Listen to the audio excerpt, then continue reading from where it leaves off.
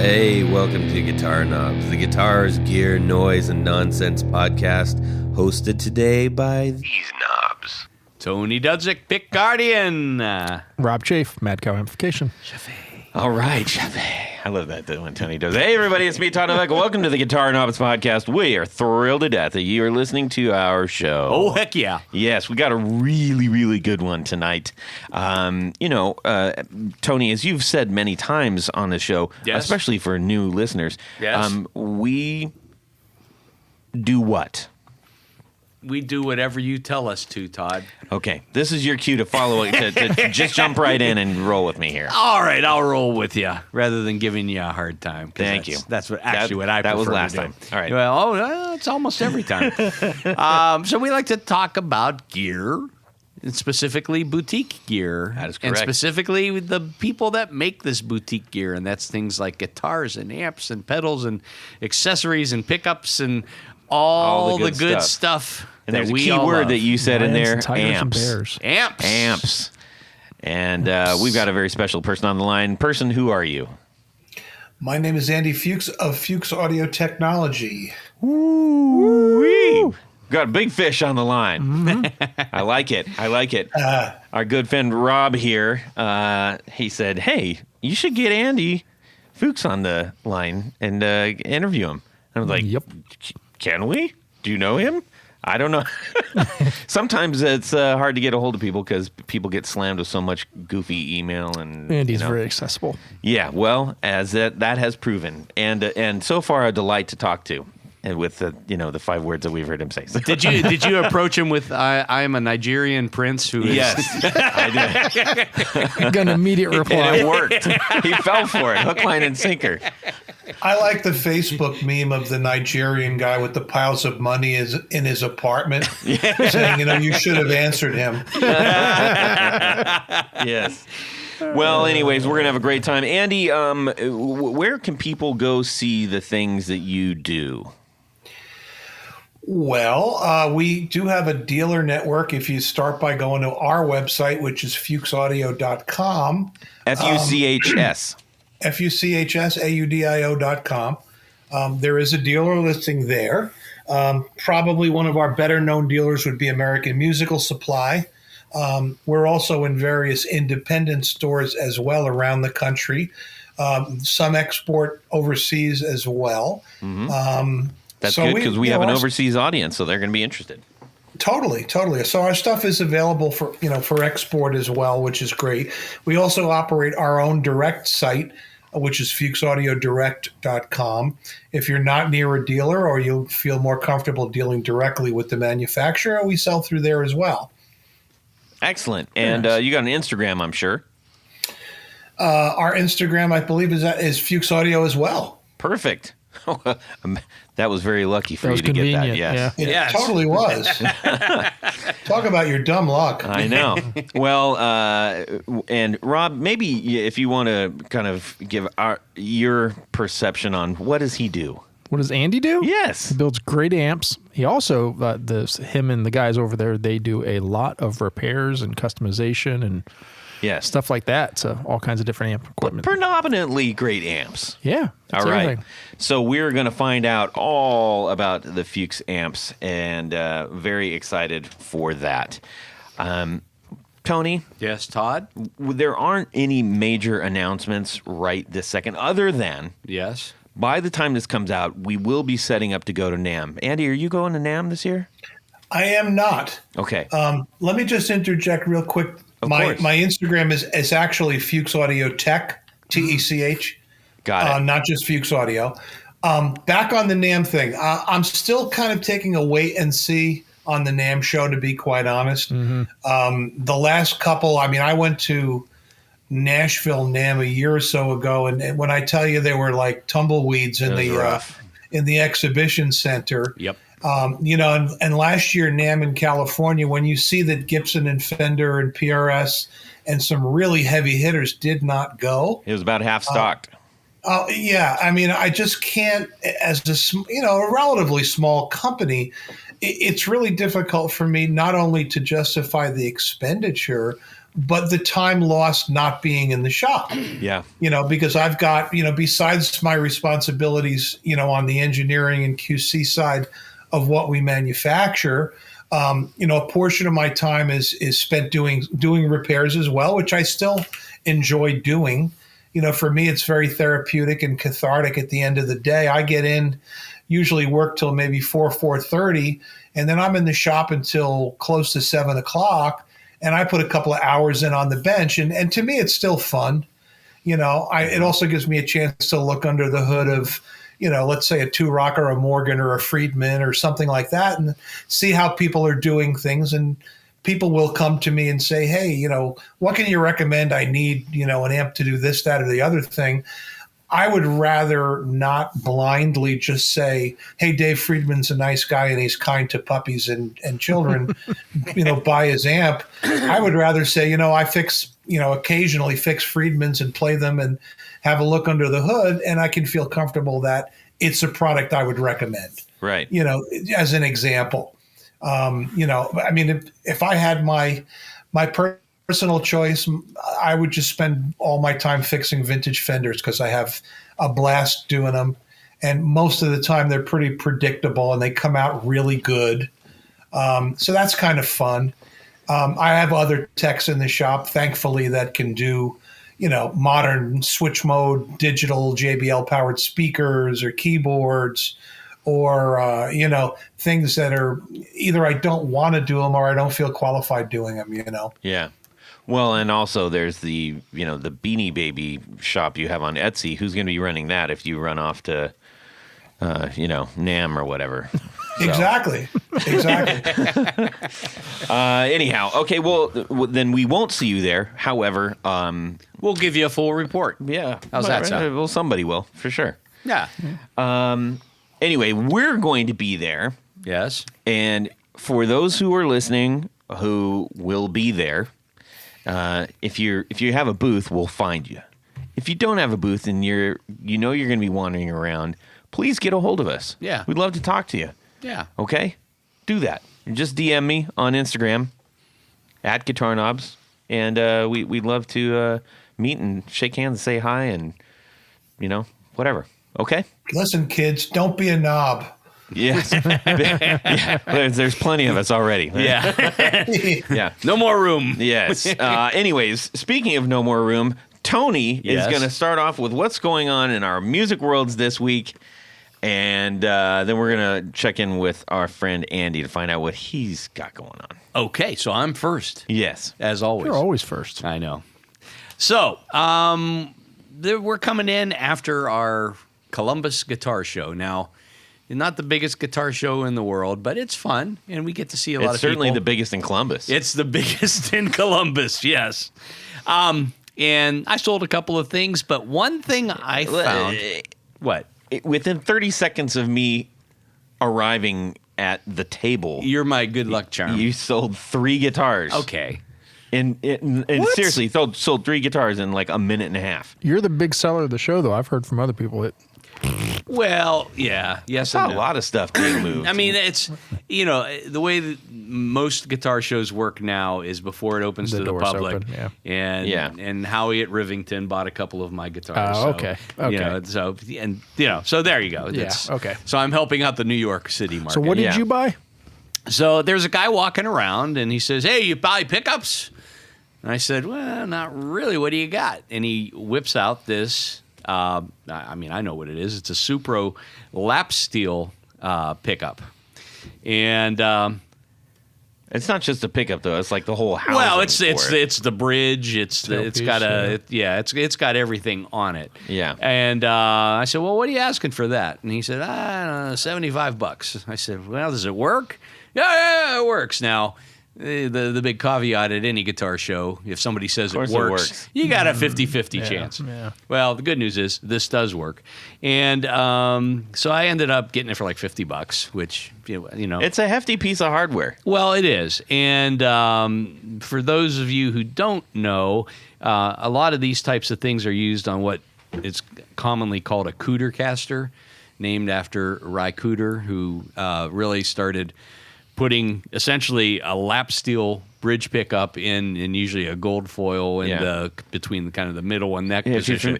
Those of you who are trying to figure this out, think water slide guitars, and I think water slide does make they do something very similar to this.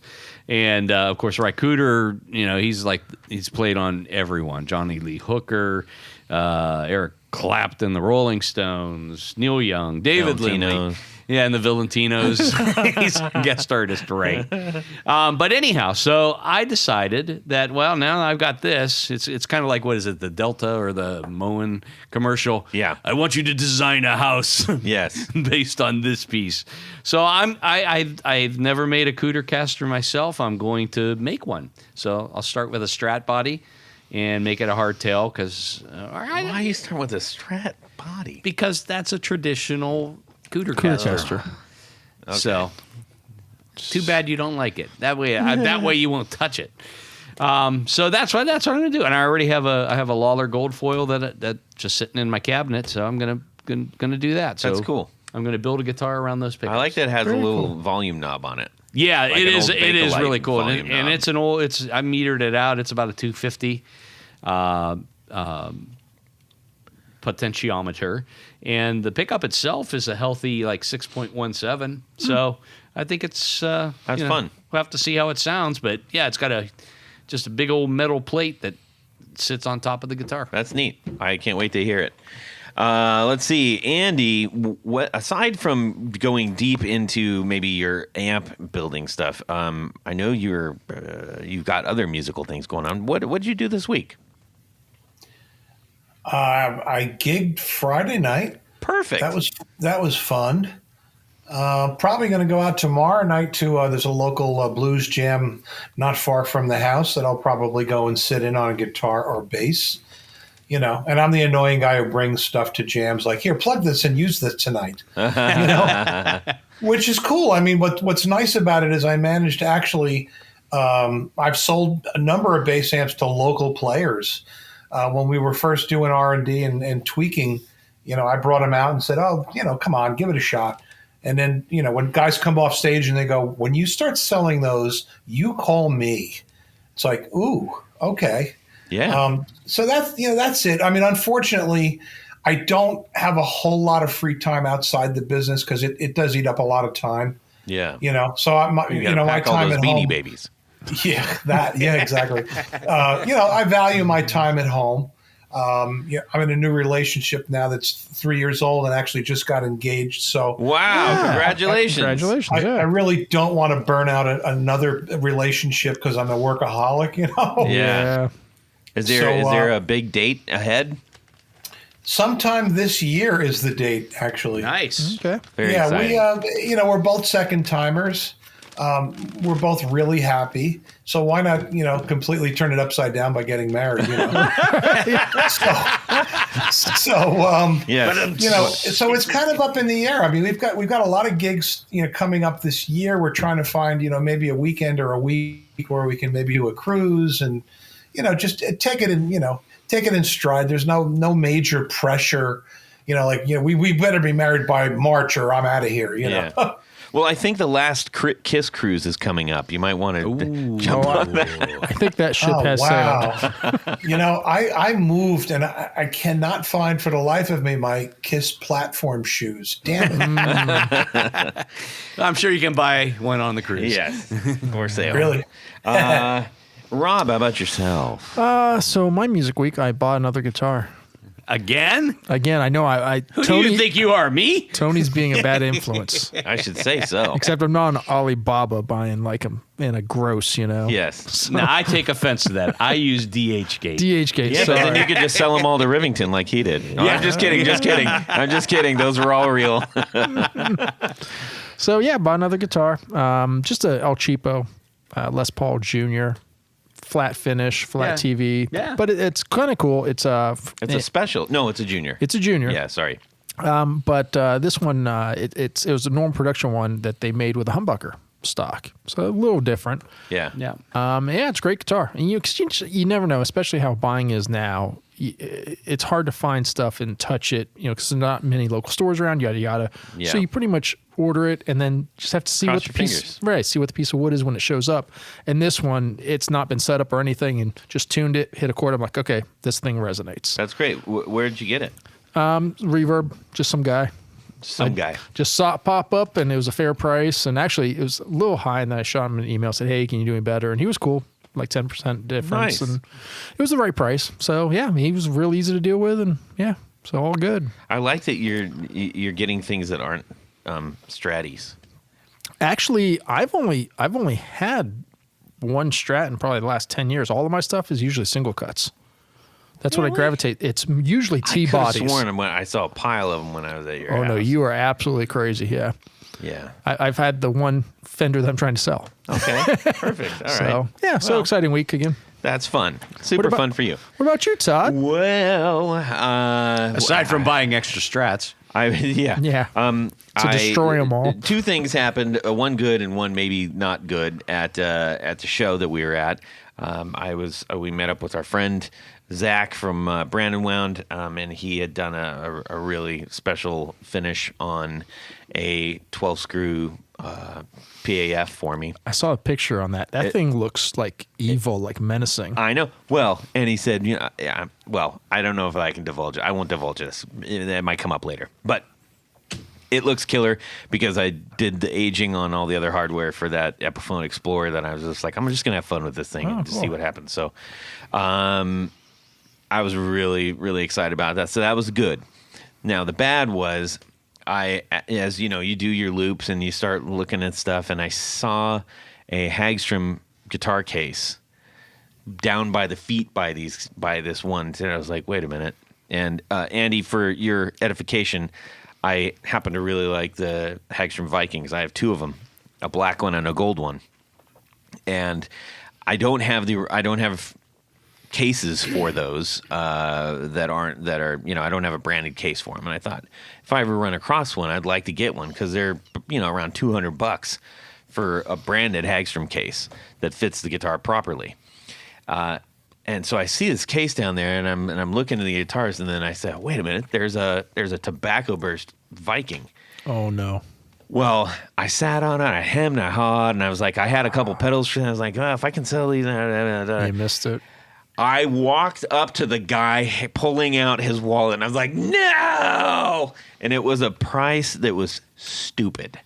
I was an idiot for not getting that because I could have flipped that guitar so quick and still had the case. I was a big dope. And I even cornered the guy after. I'm like, you bought that right as I was trying to get it. At least sell me the case. And he's like, no, that's why I got it. He's thinking like I was. That's the rule, though, man. If you see it, I know, like that, I you know. just do it. I know. It was gnawing at me the whole time. Yeah. I didn't do it. You won't make that mistake I twice. was a dope. Anyhows. Oh, and by the way, the guy that was looking at all your pedals showed up. Did not. He showed up at the booth and said, "Oh, where's that guy?" But I gave him your number. Oh, cool. So so he won't call me like. Yeah. No. He left and he went, I'm glad I didn't buy those. I don't really have the money. Anyways, so there we have it, and what they did have was a lot of pedals out there. Tony. I saw a lot of There pedals. were a lot of pedals. And you know what are the best thing to hook up all those pedals with? Toothpaste and spit. Well, that might get you somewhere, but I think you have a better bet with Tour Gear Designs patch cables. That would be a better. I swear by them, Rob. We all Yes, use them. We do. all swear by them. They're fantastic. Rob loves them. He's got them all over the place in his shop and everything. Highly recommends them. Yes, I do too. And anyways, what you need to do is you need to go to tourgeardesigns.com. Yes. Load your card up Load with it up. these things. Super low, low. I would say it's a low profile. Yes, very small diameter. We're like a married couple. We finish each other's sentences. Jack plug. Okay, so what this does is it helps you if you've got big giant pancake jacks. Ugh. Stop using that. Stop it. What are you bothering with that for? Go, just get rid of them and put In some all the syrup different on links. them. Get out of here. Yep. Go load your card up, and then you're gonna in the coupon area. You're gonna put in the guitar knobs, and you're gonna save 15%. 15% off your order. And they're already really. They're already incredibly affordable. All that being said, we are truly thankful for Tour Gear Designs for sponsoring our 4 on the Floor. Tony? Let me get a little bit of this. 1, 2, 3. 4 on the floor. All right, Andy Fuchs of Fuchs Amps. What is your 4 on the floor? Well, there's probably, let's see. Yeah.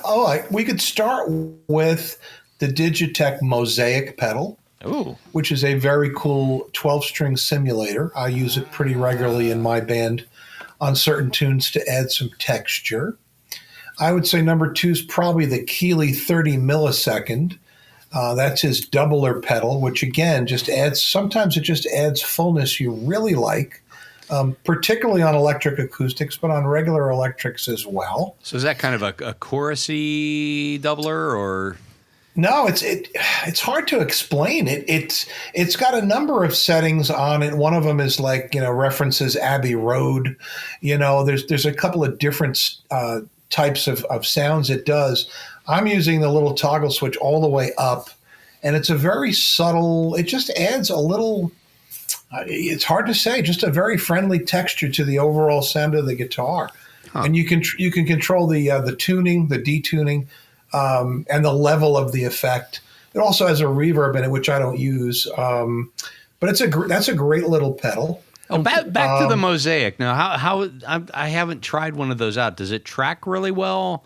It's excellent. What's kind of clever, it sort of splits the guitar in a way that your upper strings sort of double and your lower strings sort of octave. Yep. So it sounds very true to an electric 12. Yep. So my band does a Beatle tune or a Tom Petty tune.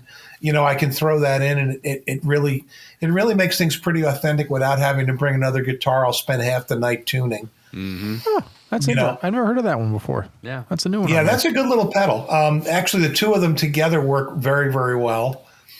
I'm sure it sounds like it creates a pretty lush sound between be a big sound, like a 24 string, if you will.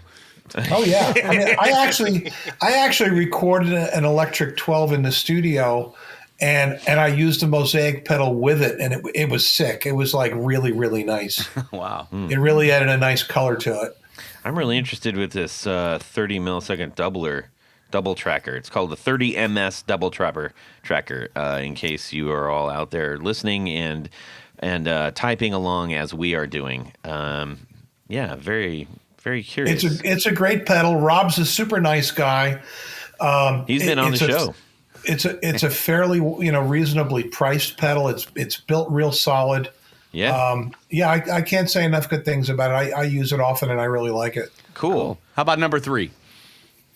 Number 3 of all things, as much as I'm not a fan of the builder, he's not in business anymore anyway, so it doesn't matter. Yeah, I know where this is going. I used a full tone full trem, which I really like a lot. Because I don't build any amps with tremolo in them. Oh, you mean the Super Trem? Either. I'm sorry? You mean the Super Trem? Yeah, the black thing with the two big knobs on it. Yeah, I think you said full trem there, so that's why. So sorry. The Super Trem. So that's what I've been using, and that's great for my band will do some Motown ballads and stuff like that. You just strum a chord nice and slow, and it's modulated like it was on the record, so that's kind of cool. Yep, that pedal's been on my board for 20 some years now. Absolutely. Every other trem I try, that one's got the sweep, the ramp to it, up and down. Yep. That was on way back when, before there was electricity or pedal boards. I was. You had one. That was on my my 4 on the floor. So. Oh yeah. There you go. Yep. And how about our last entry? I would have to say the Electro-Harmonix Pog pedal. Oh, interesting. I've got the little mini Pog, and it's kind of nice on certain tunes to be able to, double a line you're doing, whether you're trying to sort of fill in for a bass player or assist a bass player. I don't use it too much on solos and things. It's more, I'll play the lower strings and have that extra little kick on the bottom. That's usually how I apply it, and it's only on certain tunes. I mean, that's one of the pedals I kind of flirt with taking off the board and making room for something else because I don't use it all that much. But it's good in that it tracks really, really well. and it sounds very, very good. And not all the octave pedals do that. I mean, I used a Roland for years until I just got fed up with it glitching and everything, Yeah. And technology's moved ahead so far that the modern stuff's much better, Yeah. That is still a relatively pricey pedal especially for a mini. That's at $240 on Sweetwater Oh, right wow, now. yeah. You know what? I had a small. regular Pog, and I was trying to make room on the board, and I put mine on reverb, the full-size Pog. Uh-huh. I flipped it pretty quickly and immediately bought the mini Pog and just popped it in there, and it worked out so much better. Yeah. Cool. It opened me up a little bit more room to put toys on the board, It looks like it has one extra knob on it too, if I'm not mistaken.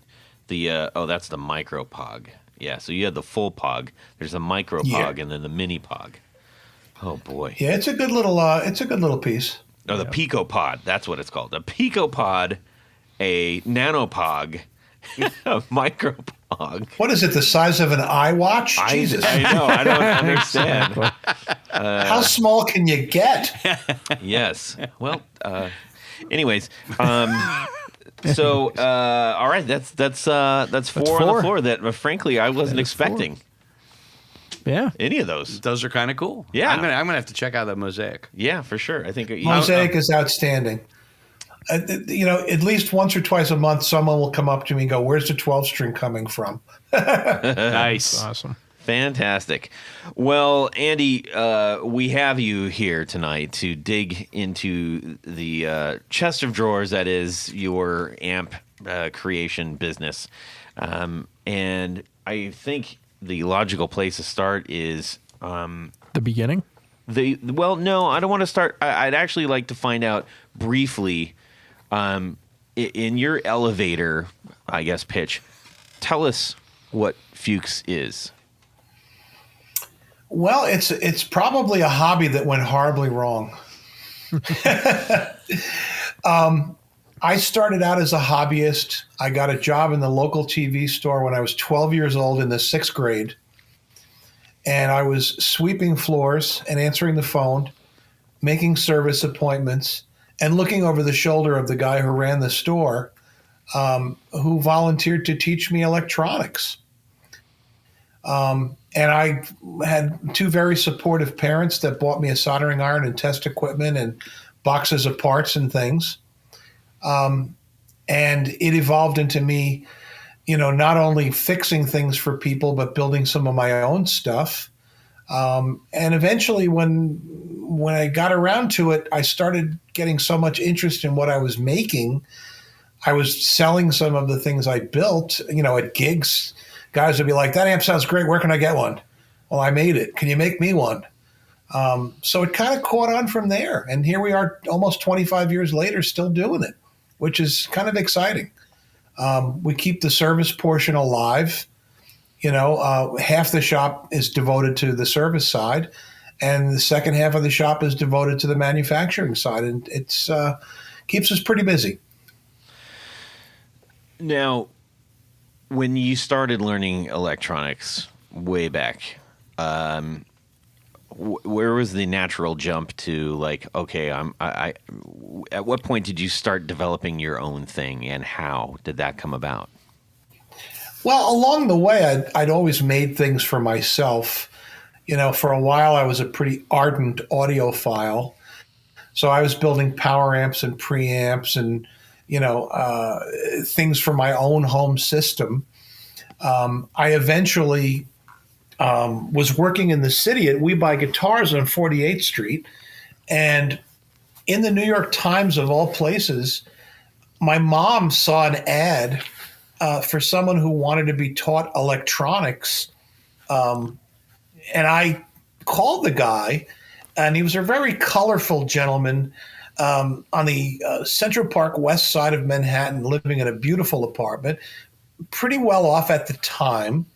And I would take a train after work in Midtown and go to his apartment and teach him wiring and soldering and circuits.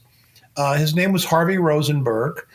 And Harvey eventually started a company to manufacture Tube Electronics and asked me to come on board. And that was a company called New York Audio Labs. And we used to build, amps for audio fanatics and preamps, for audiophiles.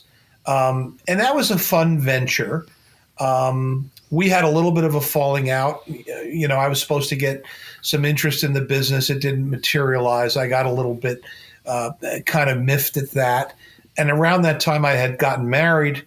And my then wife said, it'd be nice if you made more money. So I made a career switch, and I was in the sales of what are called low voltage systems in the architectural field.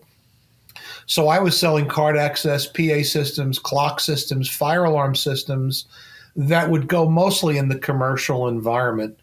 And I made a really good living at that time. So I bought a house and had 2 kids and, was living the dream. And once I had the house, I sort of had a base of operations. So, I cleared out a corner of the basement, built myself a really nice workspace, took all my test equipment out of storage, set up a shop. And, the next thing I know, going out to open mics and blues jams and playing gigs, I kept finding more and more people that wanted my services, whether it was to fix things or to build them something. So that was always, percolating along. And then in the late 90s, about 98, maybe 99, my brother-in-law at the time said, you should get a website. And I went, what? And he explained to me, hey, man, the internet is a 24/7, thing that's global.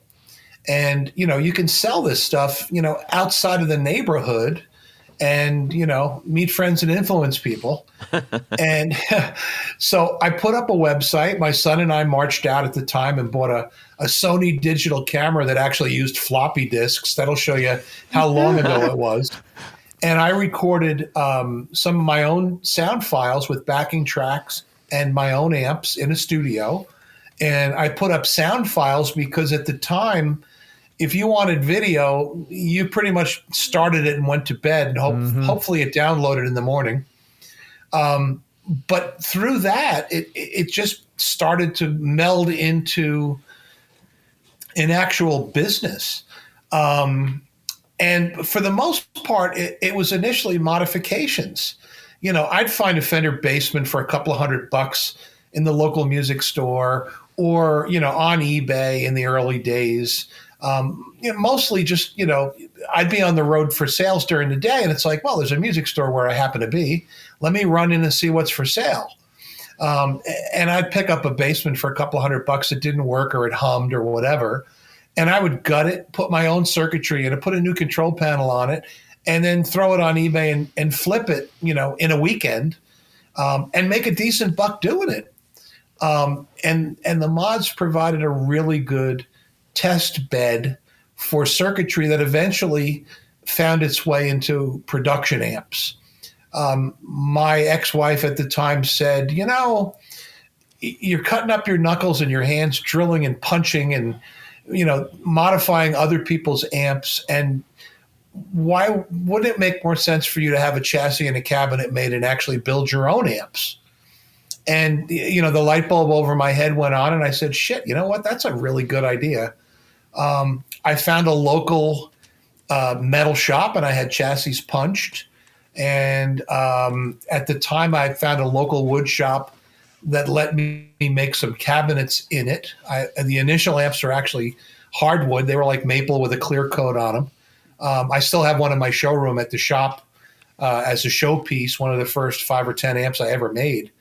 And it evolved from there. Eventually I discovered Mojo, and, you could actually go to somebody and say, make me a cabinet with Tolex and corners and handles. And it evolved into a more professional finished product.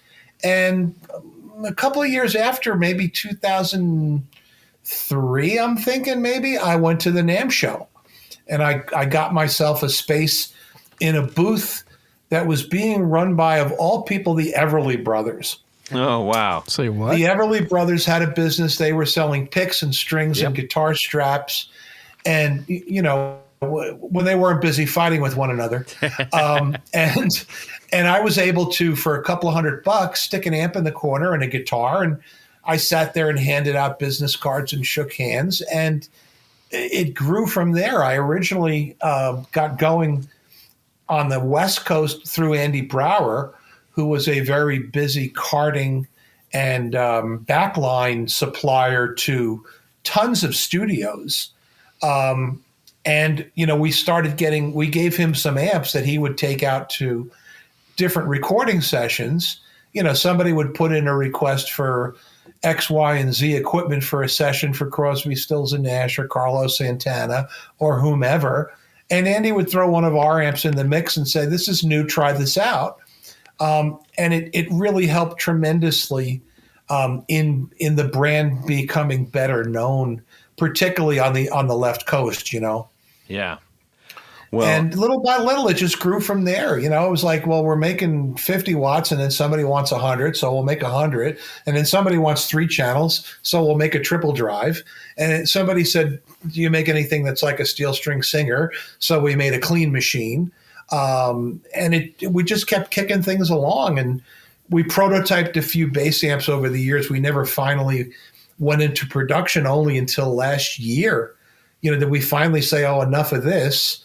Let's actually do it. And they've taken off. It's like a whole new business. It really is. That's probably something you didn't account for this far along in a very successful guitar amp. Well, it was just I had made a prototype. I built it in a blackjack chassis and cabinet, and just like in the old days, I would go to open mics and jams, and I would say, listen, do me a favor, try this out. Let me know what you think. The response was very good.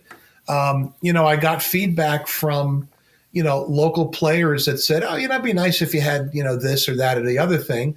So the models evolved, the prototypes evolved. I had a new hire in the shop, a guy by the name of Scott DeBachler. Scott had his own pedal business, SNK Pedals. You should have him on the show for sure. He's been on. Oh, is he? Okay, Yeah. Terrific. Excellent. Well, Scott is an outstanding packaging engineer. And I, up to a point, am good at what I do, but Scott's a whole different realm for me. He can do SMD. He can do 3-dimensional drafting. So the circuit boards and the chassis and everything fit together without having to make a whoops board and go, oh shit, I've got to move the pots over a quarter of an inch. So Scott was instrumental. He was making his own amp, which is a killer 300-watt metal amp. And I said, can I have a chassis? Because I think it's a good platform for me to finally do a bass amp. And between us, in 6 months, we engineered 4 bass amps, 2 solid state and 2 tube, 300 and 700 watt models that weigh 6 pounds. And again, sending them out to people for approval and test drive, I gave a 700 watt tube unit to Will Lee, and he won't give it back, damn it. You got his credit card number, right? Yeah.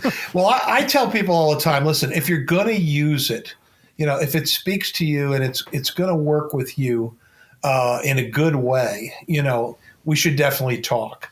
The big challenge as a small business is I'm going up against, a Harkey or, the various companies out there that are Aguilar, people like that are part of bigger companies.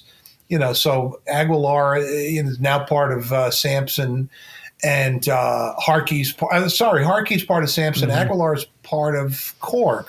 So they've got money, companies like Ampeg, for example, they've got money to put amps all over the world and, put backline on stages everywhere. And a lot of these guys, you kind of turn their heads and they're like, I have relationships with other companies, but I really like this amp. Yeah. So Will's a friend, and he's like, look, I'm going to use it. It's going to get seen. I'm going to record with it and gig with it. And, we'll have a good, friendly relationship. He's not maybe a formal endorser, but he's behind the product, which is exciting to me. Mm-hmm. And between Scott and I, we've been finding, players to put it in front of that have come away impressed. So that's exciting. And, because of the reputation in the guitar end, people are like, God, I've heard your amps. I've seen them. I've heard about your reputation. I'm dying to try this amp. And, so far, so good. Nobody's been disappointed. We've more than exceeded what they were expecting, which is a great feeling. Well, you mentioned endorsers. And if anybody ventures over to their website, I think they're going to be pretty pleasantly surprised with people like Dweezil Zappa, Steve Wright, Derek Trucks, Kenny Wayne Shepherd, Rick Nielsen. Maybe you've heard of him, Cheap Trick guy. Oh yeah, okay, Checkers. yeah. He's famous. Yeah, I think I've heard of him. Carlos Santana, Warren Haynes, Bootsy Collins, Buckethead, Joe Bonamassa, Greg Allman.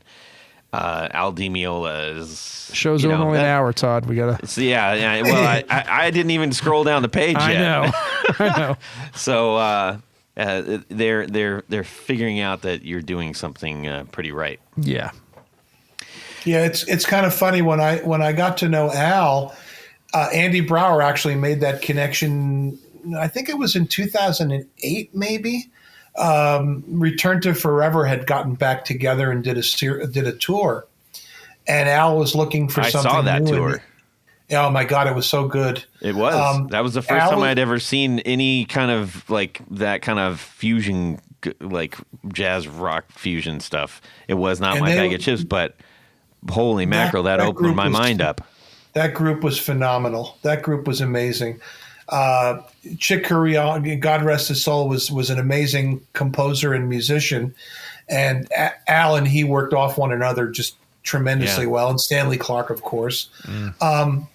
So around 2008, Al was looking for amps to tour with, and Andy said, "Well, why don't you try this out?" So he played it at a rehearsal. He liked it. We set him up with some backline. And he gets on the phone and he goes, "I really like what you're doing. Where is your company?" And I said, "I'm in New Jersey." And he's like, "Where?" And I tell him, and he's from Jersey, like 10 minutes from the shop up the Parkway. I'm like, holy crap. And I had the same experience with Vic Juris. He came up to me at an amp show, played an amp. "These things are terrific. I want to get one. Where are you?" I'm like, "Jersey." He's like, "I'm from West Orange." I'm like, "Well, dude, come to the shop." So a lot of people have no idea that we were an East Coast company. I met Paul Rivera. He's like, "Oh, you're not in California?" I'm like, "God, no." Yeah, interesting. Even now that you mention it, though, there aren't a whole lot of amp manufacturers that are on the East Coast, are there? Not anymore. I mean, you used to have Ampeg and you used to have Guild and, Epiphone and, there were definitely a lot going on. I mean, Supro's got an office. I think they've got a factory facility on Long Island. Okay. Lewis Electric. Oh, he's really pretty much a small builder as they go. Yeah, right. Tyler, there's a few little independent guys, but as far as like full blown companies, we're like probably the only East Coast company. Yeah, I think so. And I kid around with Scott too. I was like, aren't you lucky you're from Jersey and I'm so close to where you live? Because where else are you going to go to work? Well, next time you see him or talk to him, please tell him we said hi, will you? Absolutely. When you again back to like where you were kind of heading with these, you started developing your own circuitry, your own sounds. What was your initial, I guess, sound profile that you were like, if I'm going to do it, it's going to sound like this? And tell us about that. Well, on the clean side, keep in mind both of my parents were musicians. My mom played guitar professionally and my dad played accordion professionally, and they were both Ampeg users. So I grew up, in a house always filled with music. And, we'd have records on from Howard Roberts or George Barnes or Les Paul or, people like that, Vinnie Bell. And you would hear just these magnificent, beautiful clean tones. If you listen to Les's clean tones or George Barnes's, they were just immaculate and bright and punchy. So that kind of formed, what I liked in a clean sound. I mean, I can remember very vividly being handed a Dan Electro guitar right out of the cardboard box in my father's music store and plugging it into an Ampeg Gemini and just cranking up the bright switch and the reverb and just thinking, this is the most majestic sound I think I've ever heard in my life. So I grew up with an ear for what I think is a really good, traditional, clean guitar tone, whether it be jazz or pop. On the dirt side, I'd have to say Larry Carlton, Robin Ford, Santana, Eric Clapton at times. Those are iconic on the dirty side. Those would be the kind of sounds I personally would try and emulate back when I was playing rock and roll. Now I'm playing yacht rock, so I've got to make an assortment of tones, to fit the tune that we're doing or the sound we're looking to get, All right. Now, with you, once you have your main line, you've got kind of a line that hits on just about all of the major, I guess, tendencies that people go into as far as tone wise, like what people are seeking. Can you walk us through what those are? Well, I would say that most of our amps, if not all of the models, with the exception of the Manus series, they are all capable of very similar clean and dirty tones. If you look at the Casino line, which is the Blackjack and the Full House, they can do many of the tones you could get from an ODS Classic or an ODS 2. But as you move up in the lineup, you get increasing flexibility. The Casino amps don't have pull mid boost or bright switches or gain boost switches. There's a number of features that begin to appear as you move up through the models. So the Casinos are low end, like let's say around 2000. The ODS is the mid range, which is in the 3s, and the ODS 2 is more like the 4 to 5. So depending on your budget and also your needs as a player, you can emulate most of the sounds, amongst the amps, because there's sort of a familial resemblance in terms of the circuitry. And, what I'm looking for, as the designer and often the player. So I don't go too far off the reservation. The only exception being the Manus 89, which is kind of our Marshall flavored amp. Channel 1 is like an 800. If you turn on the gain boost, it's like a hot rod at 800. Channel 2 is like a 900. Kick in the boost, it's like a tweaked 900. So it's almost like a 4-channel amp, but that's more of a metal, shreddy kind of high gain sound, more in the Friedman ballpark, that kind of thing, Bogner. While the ODS stuff is probably more in the Boogie Dumble camp. And the funny thing is I gig alternately with either an ODS Classic, which is kind of a prototype. It's always in flux. I'm always tweaking around, trying to sort of find the next, the next revelation in terms of a circuit improvement or refinement. Or I play an ODS 2. And the funny thing was I kind of for years thought to myself, the ODS 2 is just really more of an amp than I need. Then I took it out in a gig and realized it's actually quite good because you can dial in a spectacular clean tone, and then you can dial in a dirt tone that is, really significantly the other end of the spectrum. You can go warm and dark on the dirt side and super bright and bouncy on the clean side, where to do that with a Classic or to do that with a Casino, you'd be twiddling knobs between channels, where the ODS 2 gives you two distinct, completely separate channels. The only thing they share is an effects loop and the reverb, but everything else is independent. So you really have a lot of wide-ranging, options tonally. So an ODS 2 is basically an ODS just doubled as far as channels. Oh, yeah. Okay. Oh, yeah. I mean, I was talking to Drew Berlin, who's handling the Dumble estate. And, Howard and I butted heads a couple of times in the early days. But, he said to me, I'm kind of helping him sort through some of the trademark issues and things like that and service issues. He said Howard thought that the ODS 2 was a really clever idea. And I essentially, the triple drive that I used to make was not too much different.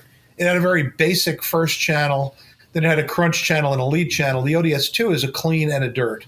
And the idea being, you could dial them independently. And that's a whole lot of flexibility. I mean, I'm proud of that design. Yeah, for sure. I had I don't know if you remember, but I had one of those early Mantis come across the bench a couple of years ago for a tube issue, but that's the first time I had heard one of those. Those are absolutely like fire-breathing dragons. It's funny. It's a sleeper amp, and it's only because we're not a company that gets looked at for that kind of a product. For the high gain stuff, exactly, yeah. Somebody's like, I want to get a high gain amp. Well, look at a Friedman, look at a Bogner, look at this, look at that.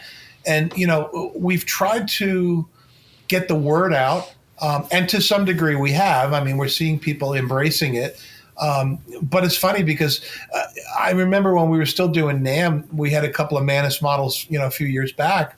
And people were like, I can't believe you can make an amp that sounds like this. Like, what do you mean? Well, you. Like, what do you mean, old? Like, I'm an old guy. I'm not capable of this. I mean, have you met Dave Friedman? Come on. But, it's weird. Like, you don't go into a Porsche dealership and try and find a car that gets 80 miles a gallon. You just don't do it, Yeah.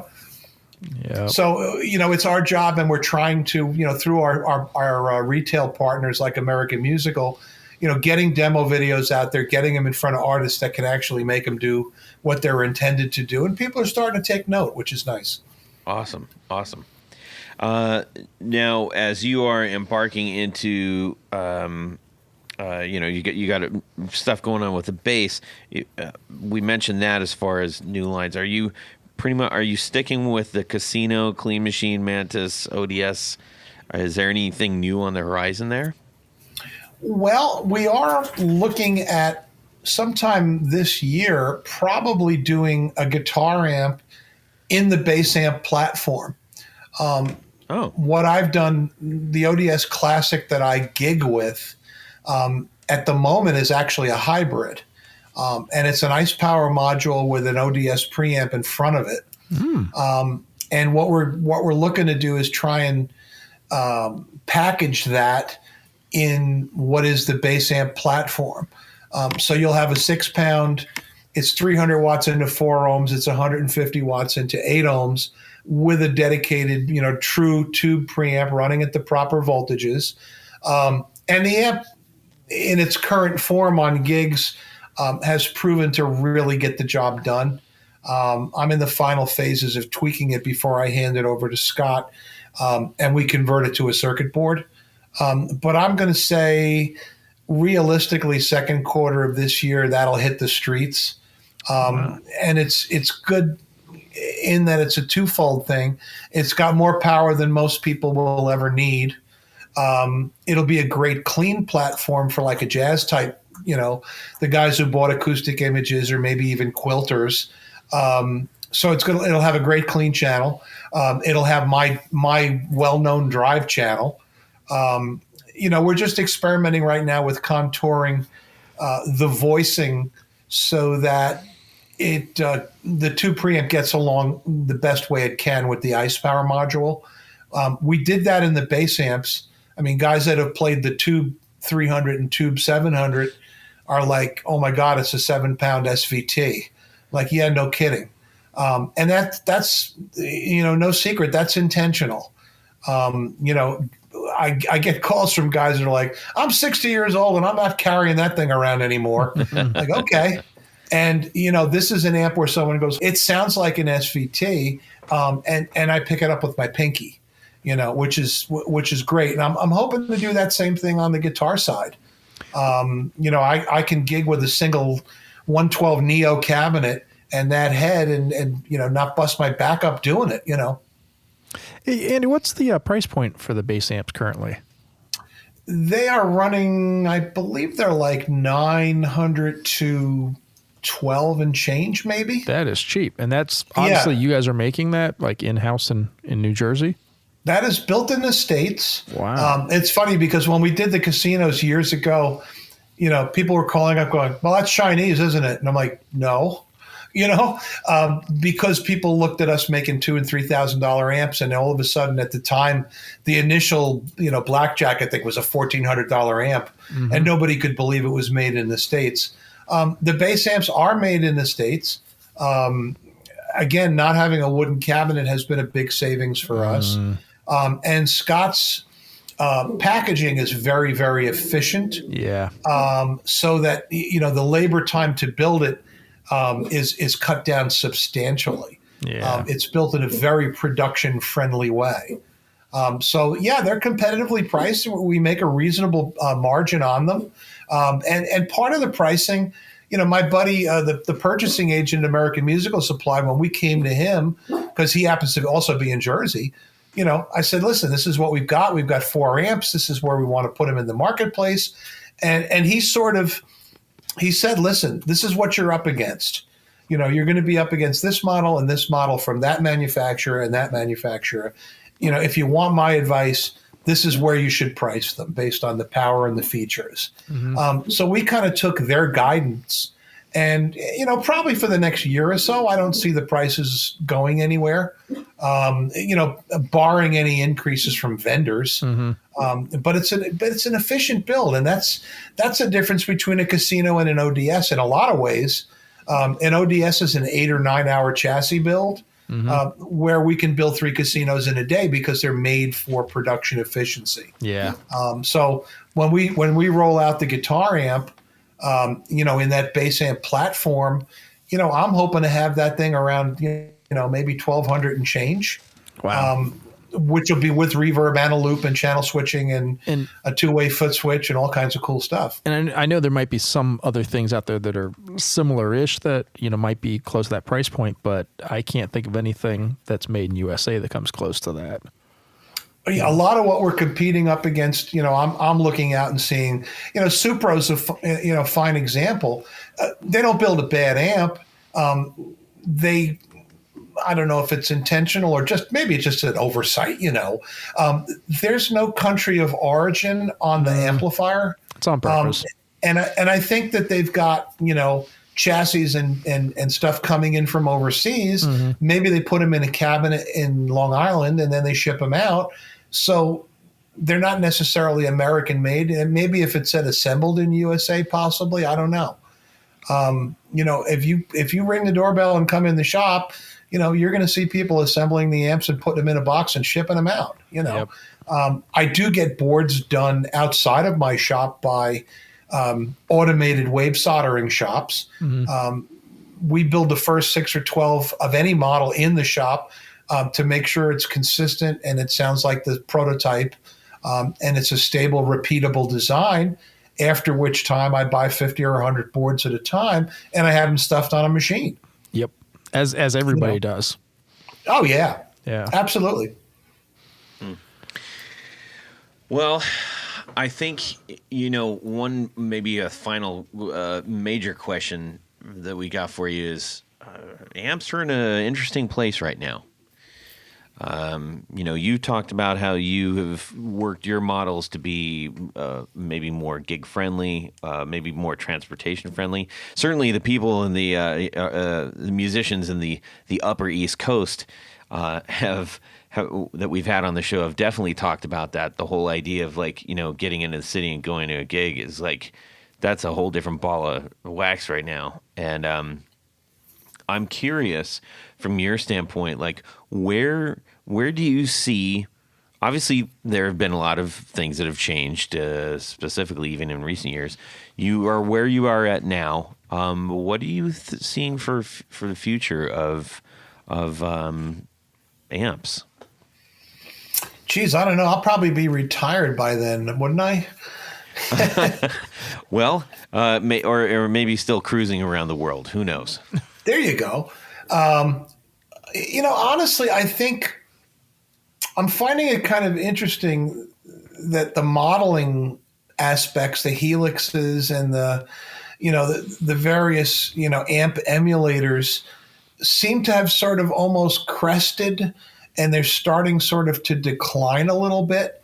I'm seeing posts on forums from people that are like, yeah, I've been playing this thing for, a couple of years, and, I'm realizing it's missing something that I'm not getting from it, and it's tubes, and guys are returning to tube amps.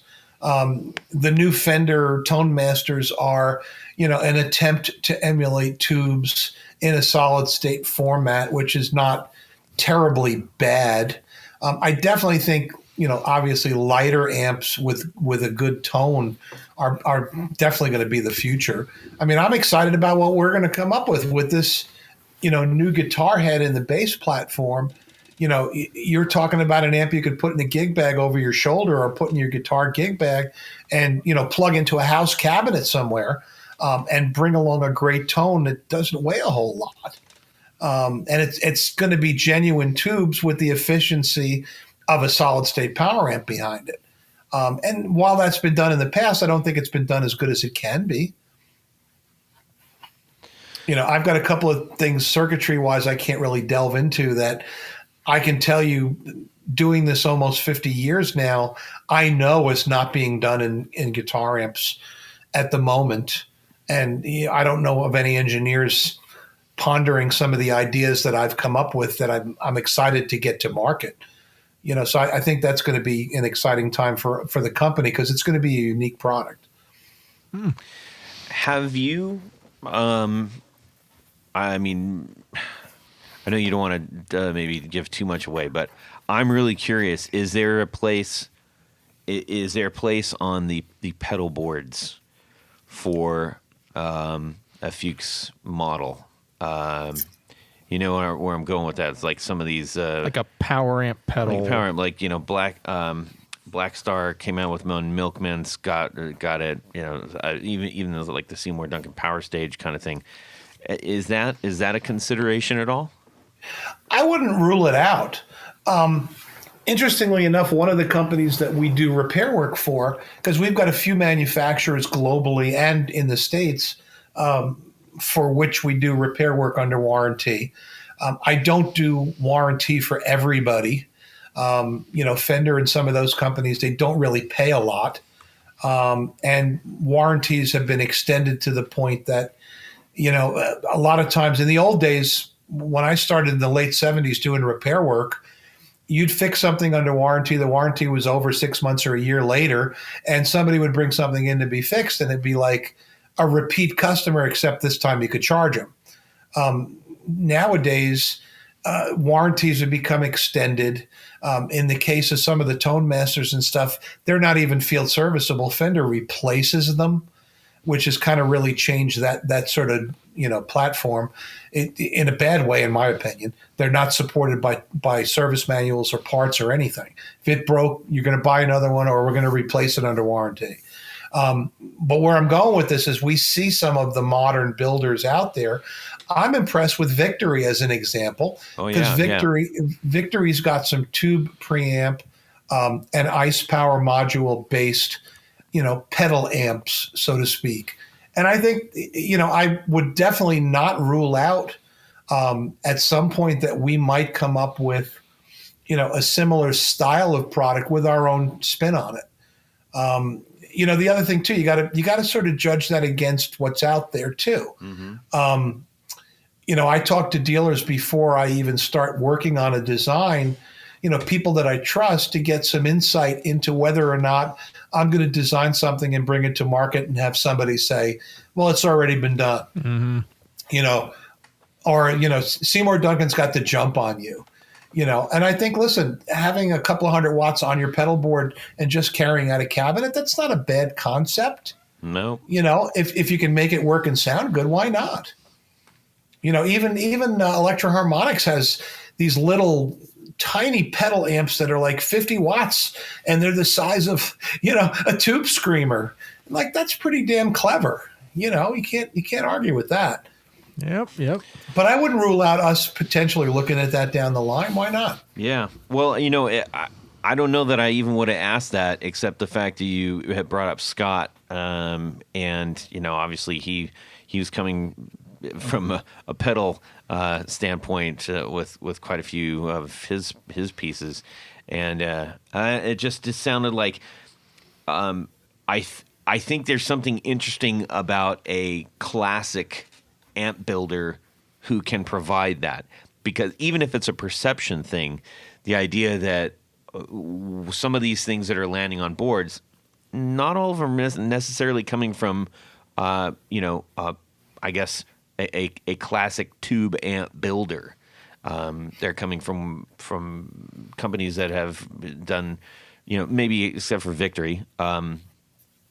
They all the other brands really kind of have a pretty solid foot in solid state things and electronics and pedals and stuff like that. So I just think that'd be kind of interesting, especially from somebody like you who's a higher end boutique maker of classic guitar amps. Well, yeah, and I think honestly, my ear's kind of picky. I think I've got a sort of a standard to meet that my customers expect. I mean, I'm not just going to put it out for the sake of putting it out. I want someone to say, "Oh my God!" When I brought the casino stuff out, I remember a guy saying, "You finally brought your tone down to a more affordable realm," and I'm not disappointed in what it sounds like. Yeah. Almost as if they expected it to be disappointing. And it's. I've got a reputation, I think, to uphold. And if and when I do something like that, I'm going to want it to be something that, somebody wants to buy it because it's better than what other vendors are offering them. Yeah, that makes total sense, and that's, I think, that a great way to sum up how you would, if you would, look into that. Those are the standards that you got to hold up. And well, that's why our bass amps took as long as they did to get to market. Yeah. Because I kept making different types of models and shapes and sizes to the point where the technology and, having the right people on staff, allowed me to finally get my ideas out to the market. And the response has been terrific. Because I didn't take lightly going into a completely new market. Because someone's going to perceive that and go, "Oh shit, now he's doing bass amps. I hope they're good." And I'm not going to put something out there that's mediocre. I can't risk it. Not at this point. Not after 25 years of building a brand. Yeah, no, that would be that'd be crippling. Totally understand that. Oh yeah. Well, Andy, this has been an absolute delight talking to you and getting to know more about your amps. I know that I've certainly seen them all over the place, and most of our listeners, but getting to talk with the person behind them who developed them and who stands by them, I think has been a really great experience for us. Tony Yes, Todd. is going to take us on a little trip right now. Yes, that is correct, Todd. It's that part of the show where we like to play a little game called Would You Rather? Was that okay, Todd? That was great. Thank you. Thank you. I need constant affirmation. Thank you. This week's Would You Rather. Perhaps some listeners remember our good friend, Professor Squeaky Bellows. Squeaky Bellows. Squeaky Bellows. Okay. Well, if you remember the last time we did this, I think all of us chose to foil Professor Squeaky Bellows' master plan. And since we failed him miserably last time, Professor Squeaky Bellows shows up at your house dressed like an Amazon driver. Now, maybe I should go back and just remind everyone that for those of you who don't remember, Squeaky Bellows is the mad scientist who believes accordion music is the only music that matters. And he has a master evil plan of destroying guitar music with his time machine. Oh, yes, another time machine. Not the one that we use, but this is Squeaky Bellows'. Back to the story. As you pick up the package, once again you feel a little pinprick. There'll be no more. Okay. This is getting very existential, man. You find yourself back in his secret lair, complete with a newly rebuilt time machine. This time, the mad professor has decided to take aim at 70s and 80s jangle rock In his twisted mind, he believes he can destroy guitar music by switching Rickenbacker 12-string guitars with something a little bit different. In order to help the mad scientist complete his mission and once again gain your freedom, you will take his time machine along with a Dan Electro Choral electric sitar guitar to switch with one of two iconic Rickenbacker 12 strings. Option one, back to the 1970s and Mike Campbell's Ooh, you got me there. Okay. I'm in. I'll do number one. Ricky 62512. Or option two, back to the 1980s and Peter Bucks from REM, Ricky 33012. I'm going to throw a third one in. Okay. Back to the 90s. Wow. And going to see Johnny Marr and switching out That's not fair. That is We're not going to fair. switch it out. So you got a 3 for this week. Option one, switching any of those wonderful electric 12-string guitars with a Dan Electro choral sitar. Okay, so what's the difference between for people like me that are not infinitely well versed in Rickenbacker? Well, do you know what an electric sitar is? Yes. You know the sound of an electric sitar. Campbell plays one of Imagine, if you will, on all of the big hits, instead of a Rickenbacker 12, it's this sound of a sitar. Okay. Hang on, I'll pull it up, Rob. Oh my God! No. I understand that, but Yes. Okay, so then So we're just switching the tone out totally. The professor thinks that he can destroy guitar music. so we got to pick which one we want to get rid of. But if you remember last time we did this, maybe you weren't here. I don't know if I was. Maybe you weren't. But we decided that we would foil. These all blur together. Well, they you know, kind of do. But these, we decided that we would foil his plans, and we took the lesser of two evils. The first time, it was switching band members. The second time, it was switching iconic guitars. Okay. And now this is the third appearance. These are so confusing for me. I'm sorry. I want just to pick A or pick B. Simple person. All right. Like so first when you said Campbell, I'm like, okay, that one. Then I'm like, well, now I don't want to, poo-poo him. Yeah. So it's confusing. Now you're thinking about it, aren't you? Yeah, it hurts. You're coming up. We heard You want me to- womp womp womp womp womp Mike Campbell. And we're like, yeah, that guy. That's it. We're like, yeah. Oh no, you mean we gotta? Oh no, we don't want to. Yeah. All right. Shall I go first, Todd? Yes, please. And then we'll check in with Rob. We'll hear from Andy, and then I'll wrap it up. Okay. So if I had to choose between the 70s and Mike Campbell, the 80s and Peter Buck, Yeah. and the 90s and Johnny Marr, I'm going. Well, What? I mean, Johnny Marr as a see. As a Smiths player. Well, that would have been in the 80s. Was that 80s? Yep, that was 80s. Late 80s. Okay. We'll early figure 80s. it. We'll fine tune the time machine. 80s. Yeah, we got a lot of 80s. It's just, all of the 80s. All those guys are Okay. in the 80s. So it's just the 80s. Oh my Just God. set the time machine once and just go to separate places. Everyone's a critic. You guys are exhausting. Thank you. I'll take that as a compliment. I'm going to, just for fun, because I honestly believe Mike Campbell can do no wrong. And I thought, I just thought, how cool would it be to see Tom Petty on Damn the Torpedoes with a choral sitar instead of the Ricky 12. But I thought you said Mike Campbell's going to play it. The guitar he is holding on the cover of Damn the Torpedoes is Mike Campbell's Rickenbacker. That's trickery. That was just That's an aside. Trickery. Yes, that was just an aside. Okay, all right. But for playing it. For playing it, it's going to be Mike. And imagine American Girl. Cling, cling, cling. Okay. I had that in my head. So that's It's stuck in my head. Thanks. Yes. yeah, you're welcome. So that's what I'm going with. All right. This is a horribly ugly guitar. Okay, go ahead, Rob. Okay. Johnny Marr, Mike Campbell. Peter Buck Buck from REM. Okay, I'm thinking. Okay. Oh God, there's no good answer here.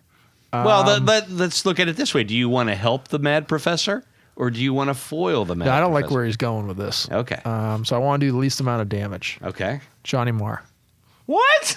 How is that the least amount of damage? That's the most amount of damage. There's only one guitar player. No, yeah, but not for me. If that whole catalog goes to crap, I'm okay with it.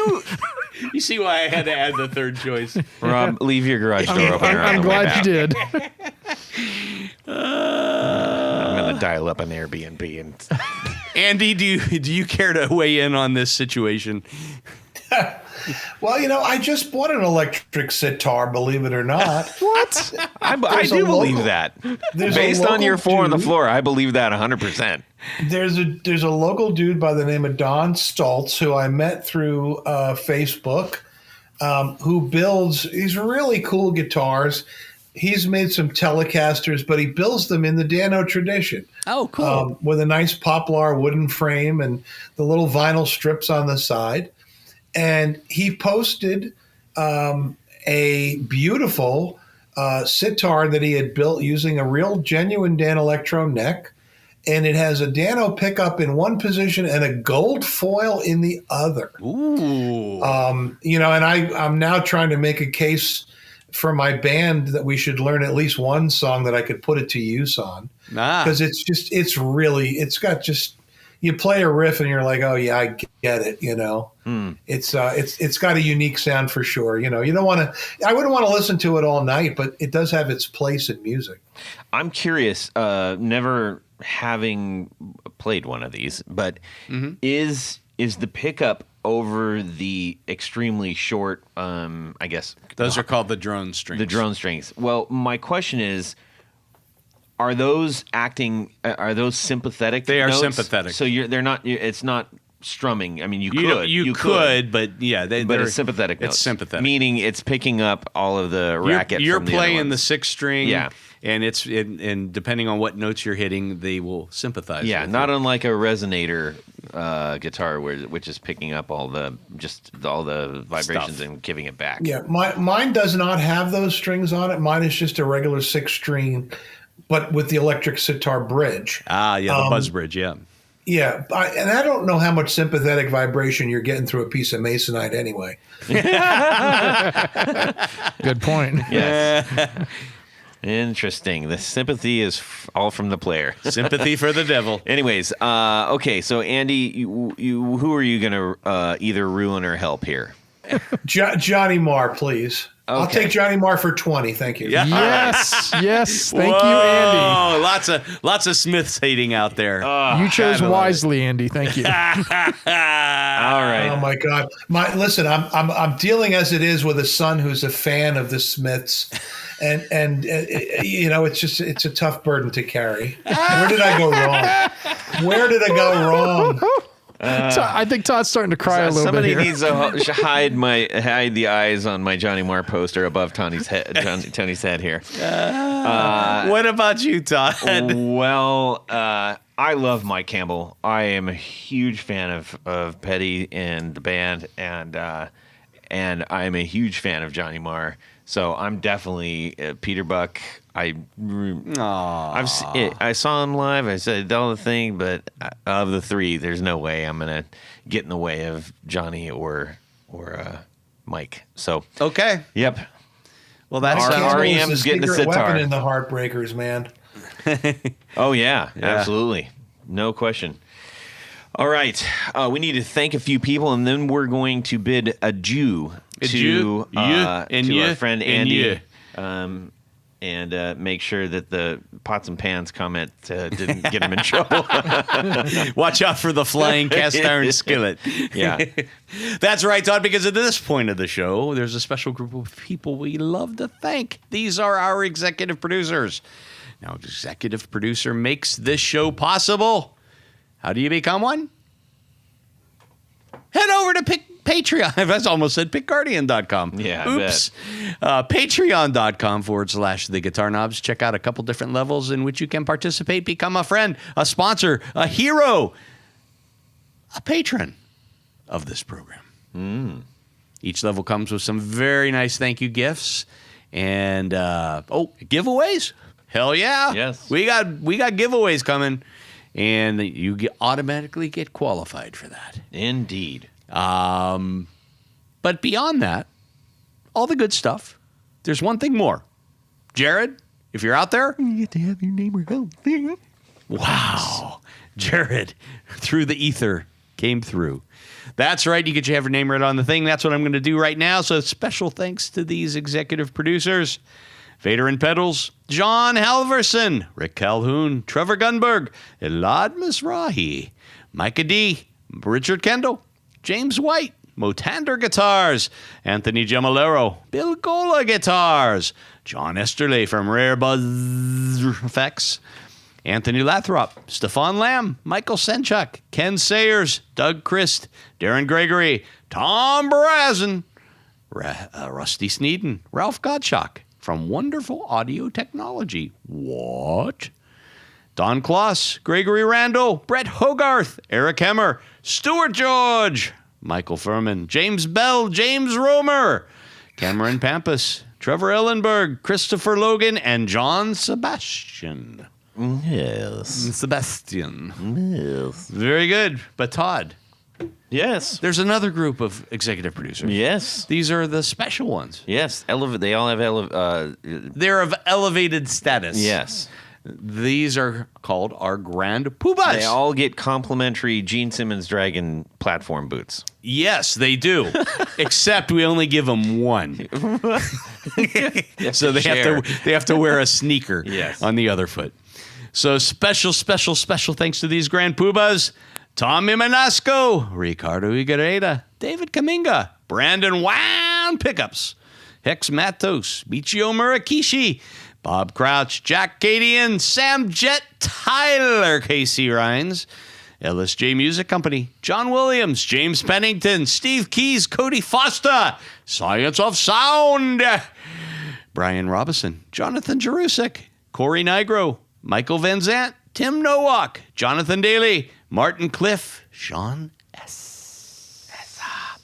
David Poe, Billy Spitfire Unlimited, Congregation Gear Demos, Paul Von Eppinger, Scott Sullivan, Great Lakes Guitar Pickups, Matt Hart, Enrico Fernando, Moon Guitars, Yes. Adam Johnson, Eric Edwards, and David Tyndall. Thank you. Thank you. Thank you. Oh, thank you. Yes, you are keeping our 2024 on our tippy toes with delight. Thank you so much. Tippy toe. And if you are interested, maybe even want to know more, you go ahead and ask us. We can talk to you about it. Yeah. But let's wind things up here. Andy, it has been a pleasure and an honor to talk to you. We really appreciate your time and an insight into you and your brand. Well, I appreciate you guys reaching out to me and wish you only the continued success with your webcast and be welcome to come on another time if you need me. That'd be awesome. Yes, indeed. That We'll sounds have to good. do that. And where can we find all of your fine goods? I would say fuchsaudio.com is a good starting point. Let's start there. Perfection. That's where you can get a good idea of what is offered. Tony, how about yourself? Head over to pickguardian.com. Check out some of the wares I have available for sale. But I do a lot of custom work. I mean, that's really what I do. Yeah. And so shoot me an email. Let me know what you're doing, what you're trying to do, what you need. We can pick out some really nice material, you know? Yes. You know what I'm saying? I do. You I've know seen what? it. Rob, how about yourself? Mad Cow Amplification, Instagram, Facebook, YouTube. Yes. And oldmoanandrob.com. And let's see. You can DM me at Todd at the email me Todd at the Guitar Knobs or DM me. That's even better. At Guitar Knobs on Instagram. We'd love to hear from you. Send us your Would You Rather. Yes, please. We'd love for you to get creative and come up with some fever dream idea. Send it our way. Fever dream. Yeah. And make sure you go listen to the Valentinos. Yes. Out where you can get all the musics. I hear they're pretty good. Yeah, I and love 'em. especially good driving music. I love that. I love that guitar player. Me too. He's fantastic. I'm going to give him a sitar. He's so good at solos. Hey, everybody, have a fantastic guitar weekend. Subscribe! I am in northern New Jersey, probably about 20 minutes west of New York City. Gotcha. Man, we've had a lot of people from New Jersey, I feel like, as of late. There's a lot of people that live in New Jersey. Yeah, that too. Yeah. Get like a big pair of oven mitts or something. Yeah, right. Then you'll hear like, That's back there. Let's come in. do that. Tell me the look on So this is the adapter. This is the phone. Let's not get them knotted up here. Oh, yeah. Yeah. Rob's got to get a drink real quick before. No, I'm joking. I just downed a whole Red Bull. And I'm Yeah, like, why I did need you to do get that? another one. I was thirsty. It is not for quenching thirst. What, are you drinking anything in particular, Andy? At the moment, I'm drinking nothing. Do you need to drink something? Do you need to get a Oh, drink of God. something? Go. Dry January is not going to go well if we start that. Who said it's I January? didn't know that was a thing. Yeah. It's practically February.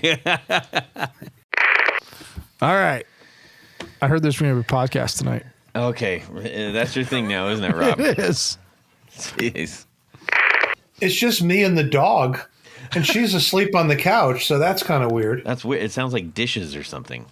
Ah, hold on. Hey, Wendy? Yeah. Can you keep it down there, sweetie? Oh boy, We're getting complaints. you got some splaining to do. There you go. Yeah, nice one, Rob. Why did you say those things? Yeah. I had Raisin Bran Crunch this morning with milk. I think that's great. Perfect. Sure, man. That's cool. Yep. Well, Todd's back here. You ready Yeah. to go, Todd? I mean, I guess so. I feel like I just missed the whole dang show. Yeah, we just had Sorry. the whole show. Sorry, Why man. don't you just do your little bit now? Yes. And away we go. Well, that's it for these knobs. Please visit our Patreon page at patreon.com/theguitarknobs. Visit our website at theguitarknobs.com for all of our past episodes, 4 on the Floor blog, and other good stuff. You can connect with us on social too at our Facebook page and share your gear and stories on our Facebook group. Also, be sure to check out our Instagram at Guitar Knobs. Catch you next time.